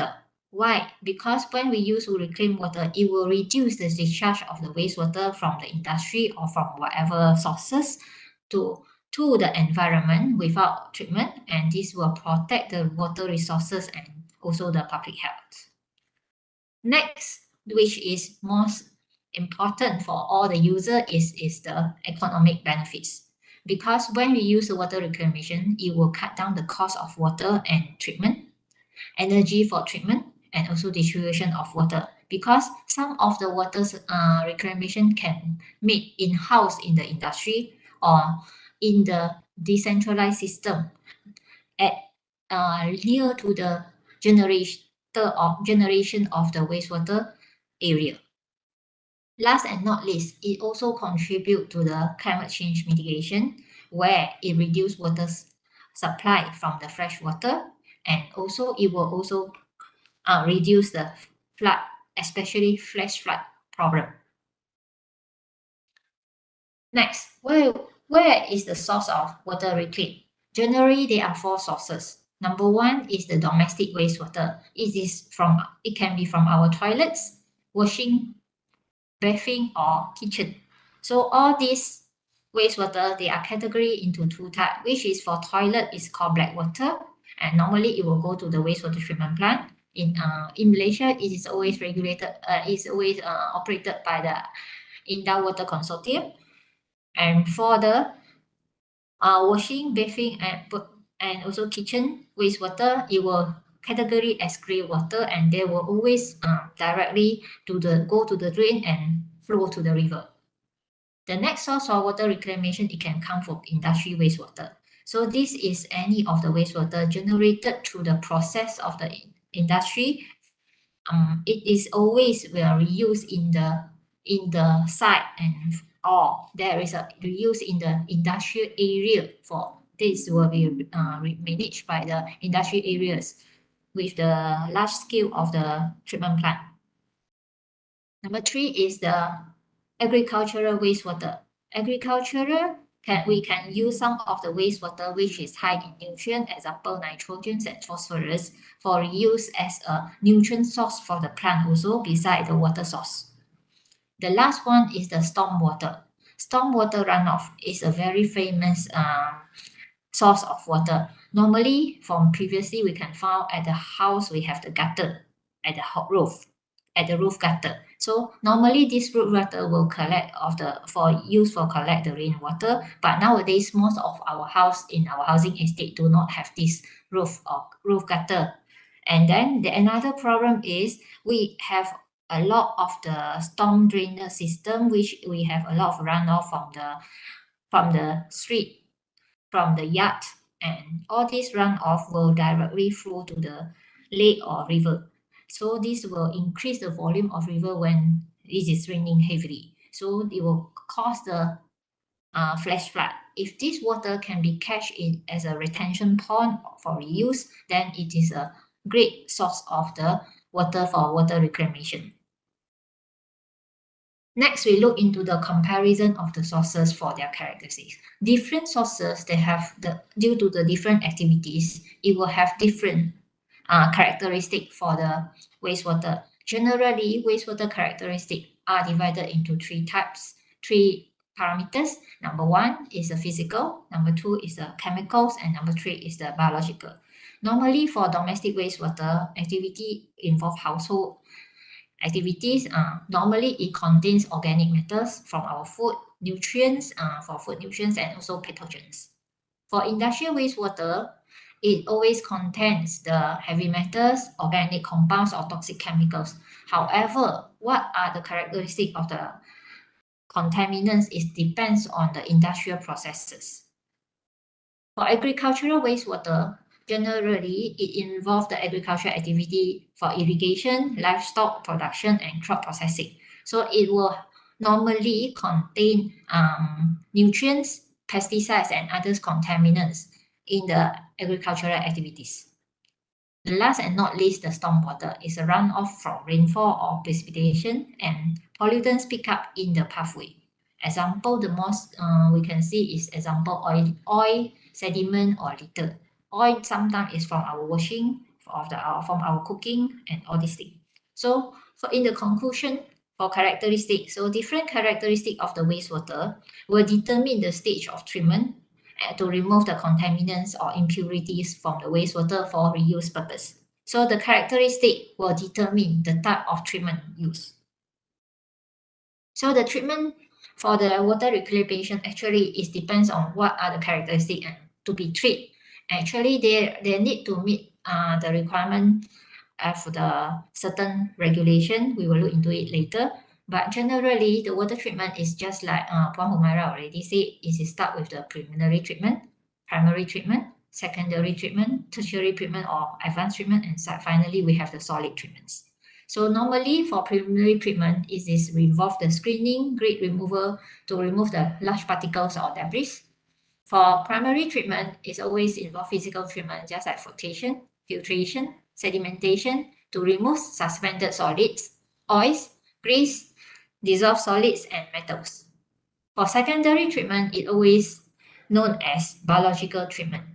Biological treatment always remove nitrogen and phosphorus or COD, POD by the using of the microorganisms such as bacteria, fungi, and others. Next, we move to the tertiary or advanced treatment. Advanced treatments include the filtration, reverse osmosis, disinfection, include the chlorination, UV disinfection, or ozone disinfection. The purpose is to remove pathogens or other contaminants that is not yet treated by the primary and secondary treatment. Last and not least, the solid treatments. It is always involve activities such as the thickening, stabilization, dewatering, and sludge management. So the type of treatment of water reclamation depends on the water characteristic of the wastewater and what type of treatment to be involved. We will only cater for the characteristic example. Some of them only have preliminary treatment, primary treatment, and advanced treatment to the product for reclamation. Instead of you have all the treatment, depends on the characteristic of the wastewater we want to treat and the regulation we want to comply to. So what are the benefits we can get from the water reclamation? Number one is we can conserving water resource. This is besides we can get the water resource from the fresh water, we can also reduce the water scarcity for the high demands area. So we will replace some of the fresh water intake by using the reclamation water. Maybe 20%, that is already a huge amount for the conserving water resource. 2, to reduce environmental impacts and meet regulatory requirements. So when we reduce the discharge of the from the effluent to the rivers, and which may accumulate in the river and cause pollution. So when we reduce this discharge to the river, automatically we are reducing the environmental impact to the river, and also we are always meet to the regulation of requirements for the industrial wastewater.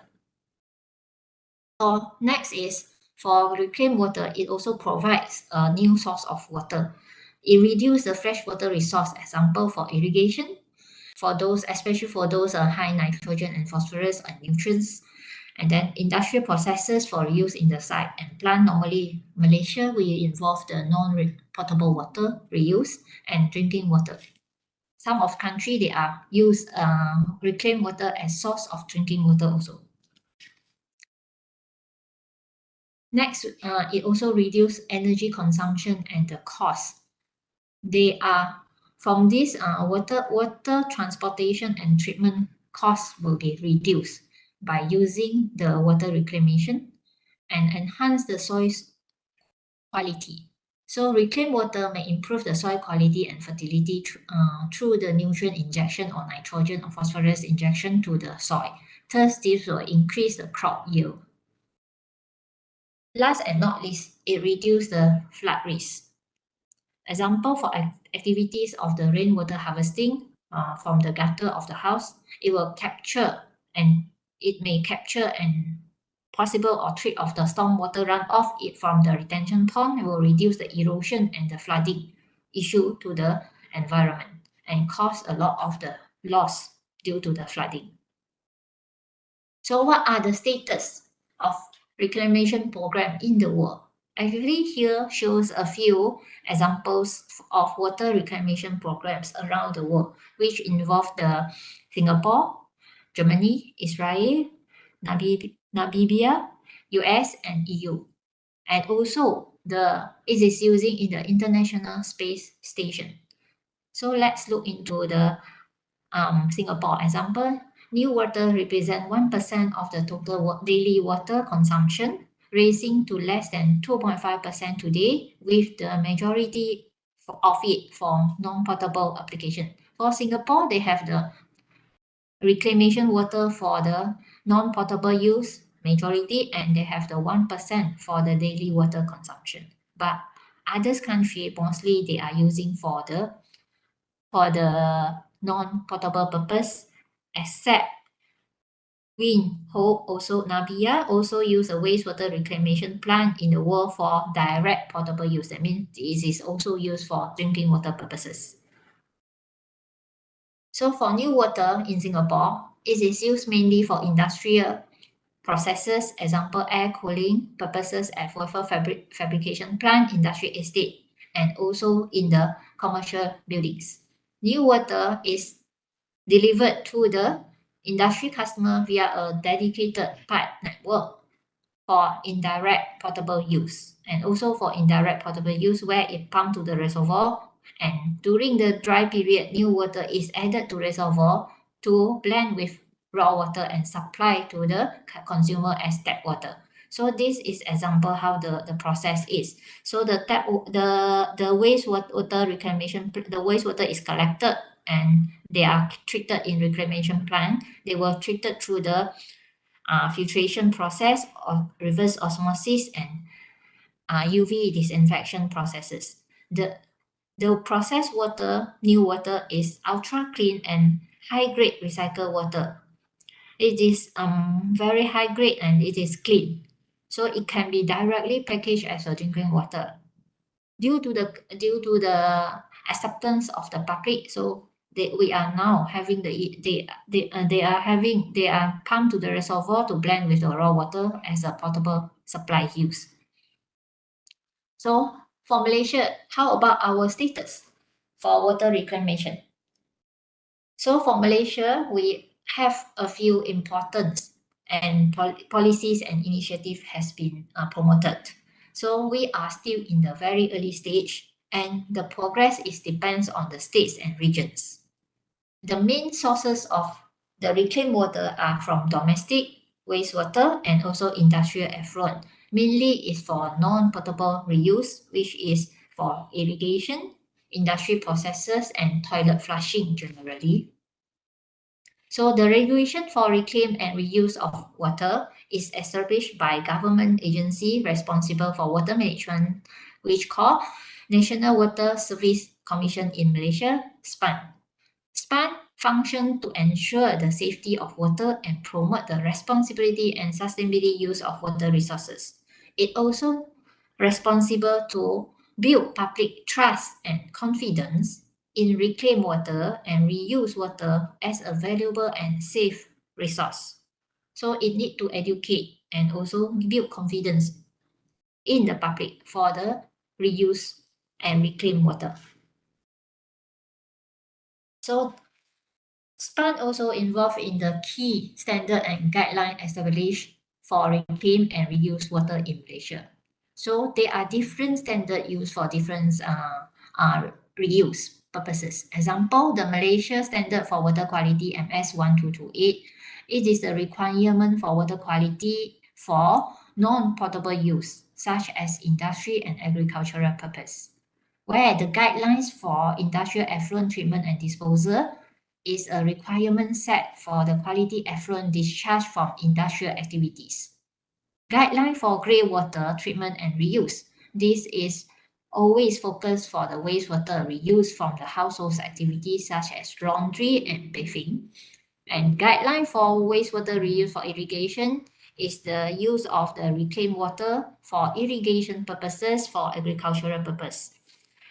Guideline for drinking water for reclaimed water is usually used for intended for the potable use. Potable means drinking water. So the guideline for the drinking water from reclaimed water will be the requirement will be much more higher than other standards needed or guidelines needed.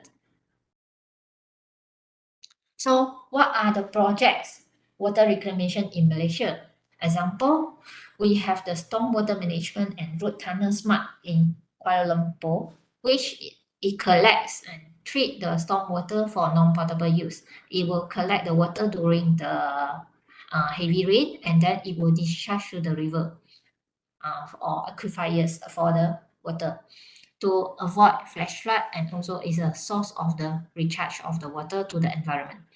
Next is Indah Water Consortium in Sejahtera, Selangor.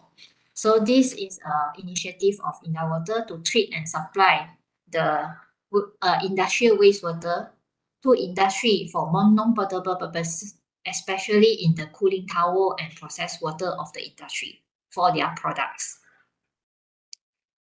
UMW Toyota Motor in Selangor also has their reclamation water projects which collect, treat, and reuse for industrial processes. The technology they use is the membrane bioreactor, and the main reuse purpose is for industrial purposes in the cooling tower. For Infineon Technologies in Malacca, the reclamation water is done through the collection, treatment, and reuse for industrial processes. The treatment involves the reverse osmosis processes, and which will produce a high quality of the reclaimed water, and it is using for the manufacturing processes as a part of the products and for the in-house activities. So majorly we can know that the reclaimed water plant, it can be in the resident, and we can see it is always in the example wastewater IW, it is called IWK, or it is in the industry factories use. But however, for the commercial and the buildings and also the domestic area, there is lack of the reclamation treatment plant or some of the initiatives there. There is a gap of study in this area. So beside that, we will look into also Sungai Selangor Water Treatment Plant Phase 3 SSP3. The projects also include a reclamation components where treat and reuse effluent from the Langat 2 treatment plant for non-potable use, example industrial processes, irrigations, toilet flushing for industrial park, commercial buildings, and residential areas, which involve the 38 million liters per day, And the technology involvement are the advanced membrane technology, which can fit to the drinking water quality standard. Another treatment plant is Sungai Dua water reclamation plant in Penang, which treat the domestic wastewater for reuse in irrigation and toilet flushing only. So from the projects runs in Malaysia, we can see some of them are government-led initiative or private voluntary or both of them. However, most of the treatment process involved are self-initiative and depends on the characteristic of the wastewater, and majorly it is used for the non-potable usage, not for potable usage.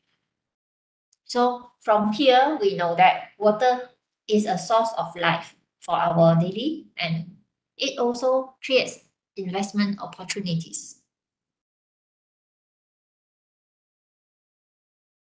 From the US United Nations benchmarking of daily water requirement, normally it is 165 liters per person per day. However, for Malaysia status, in 2021, it is stated that each individual, they use more than 200 liters per person per day, which is higher than the benchmarking of United Nations of daily water requirement. For Malaysia, we also set a target to 180 liters per person per day by 2025. To achieve this target, we need to make a difference by changing the way we use, consume, and manage water in our life, especially daily life. Are we ready to change? Are we ready to accelerate the changes towards the water security using the water reclamation method? So what we can do here is, for public contribution and support, what we can do here is we can do the rainwater harvesting system. So where we collect and reuse the rainwater, can be reused in this system, can be installed at individual homes to collect rainwater for non-potable reuse. Example, after raining from the gutter from the house, it will collect the water. The rainwater can be collected for non-potable use. Example, watering the plant, for cleaning purpose, for the house, and also the flushing of the toilets. For next one, we may look into the use of the grey water. So the use of grey water is from our washing machine, kitchens, bathing, or some other activity for the household activity. And then the water will be collected at a system, and it is being treated, and then they will be reused for the non-potable usage. Example, watering the plant and also flushing toilet. Okay, these two may be installed at the individual house and individual support. So next, we need to move to the avoid disposing hazardous waste. Example, motor oils, pesticide, or other chemical which directly pour into the water sources and make them unsuitable for reuse. So with a good practice for disposing the hazardous waste, indirectly we protect the water resources. Besides that, what we can do, we also can use water efficiency appliances, such as low flow shower heads and washing machine. Another one is reduce the amount of water used in the toilet flushing, full tank or half tank example. And then for the household, to lower the water demand for the fresh water or recycled water in the usage, and lower the usage of the daily usage per person per day. Next is we need to support the water reuse initiative. Example, we need to not only support, but we need to make it our practice through our daily life. Example, we have to responsible and sustainable use the water resource. Example, we have to practice, example, climate smart agricultural activities, protect the nature buffers from the example what Dr. Zaki said, we have to protect the source of water by the to reduce the risk. For now, we know we are having the problem of the water security and also the sustainability, and we know there are a lot of effort and initiative done by the government and also the public of the industry also. But how does the public or you can accept the use of reclaimed water as the source of potable or drinking water or not? If there are no acceptance and also the support from the public or from the society for the reclaimed water, this will be an issue of the acceptables of the society towards the reclaimed water as a potable water, or only it is only for the non-potable use, since our source of the water is limited, but demand and the growth of population is increasing all the time. So where you are you ready to accept a reclaimed water as a source of a potable drinking water beside the source as a source of the non-potable water use? Yes or no? So thank you. That's all from me. So I would like to pass over to the moderator, Dr. Wan. Yeah. Thank you, Dr. Tay. That was very enlightening with regards to our acceptance as a consumer. Where are we? Are we yes, no, or still thinking on what to do? Right. That ends on that note. It ends our session this morning. We do accept questions if there's any questions from the members. Before that, I would like to express our gratitude to our distinguished speakers. IR Dr. Zaki Zainudin, Water Quality and Water Quality Modelling Specialist, yang berusaha Ms. Humairah Yeoh Voon, Vice President 2, Head of Laboratory Services, Section Water Quality Department, IAI Selangor, Sdn Bhd, and our homegrown experts, Associate Professor Dr. Chia, Chay, Coordinator of Energy and Environment, Research Nexus UiTM. And of course, again, to express our gratitude to the SEI team, Dr. Zaharia, Puan Hani, Puan Norzata, Encik Akmal, Dr. Muzammil, for helping out making this sessions possible. On that note, is there any questions? May I invite the three panels to on their video, and also to remind the participants for their link for the jam latihan for this webinar. Can I invite Puan Cik Humairah and also Dr. Zaki? Right. Thank you. Would there be any, perhaps a summary from Dr. Zaki on this topic for today, Doctor? I think very good session, very good sharing session. Everybody from, especially the rest, the other two distinguished speakers. Good initiative by UiTM. I think at the end of the day, the gist of it, when you talk about water resource management, water resource preservation, I think the gist of it is it has to be a collective responsibility. It's very important. It doesn't just rely on, it doesn't just depend on any particular party, but it's everyone involved, whether it's the government, whether it's the industries, and as well as the public. So everybody has to play a part. We have to remember our actions today affect us tomorrow. That's very important. So if you don't do something about it today, we will suffer the consequences tomorrow. That is inevitable. But that's the fact of the matter. So we have to do something from now. Thank you. Dr. Zaki, on point, it's a collective responsibility, and so this platform is just not to invite fellow researchers, but for the consumers to be part of the team and have in water sustainability that affects our environment. Ms. Humairah, silakan. Hi, thank you. Okay.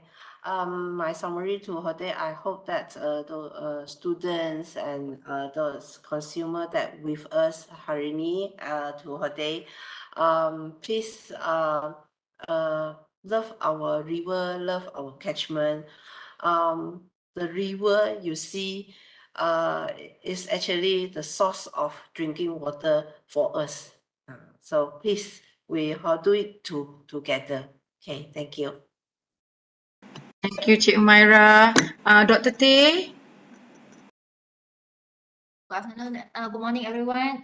From me, I would like to say that for the water issue, actually, not on everybody have to work together, and the public actually play a major role also beside the government agencies, because everything for industry to move or for anything for anything, if the public already utilize their knowledge to become a practice, then everything will run smoothly. Let's work together towards it.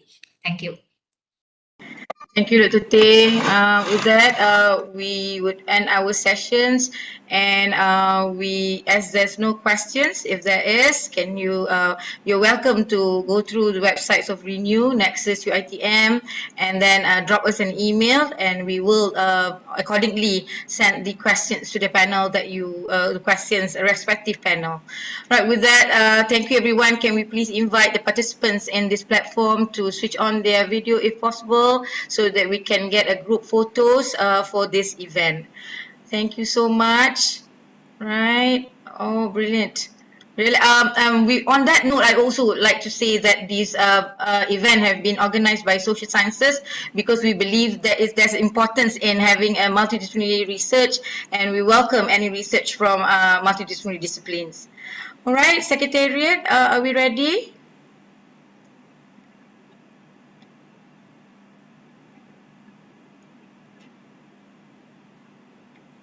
Are we ready? Puan Hani?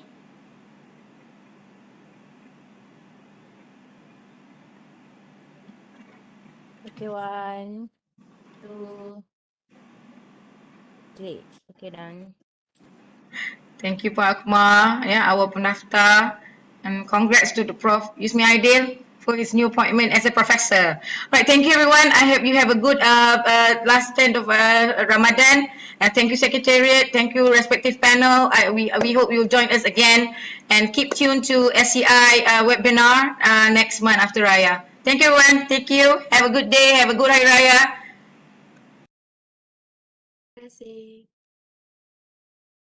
Thank you.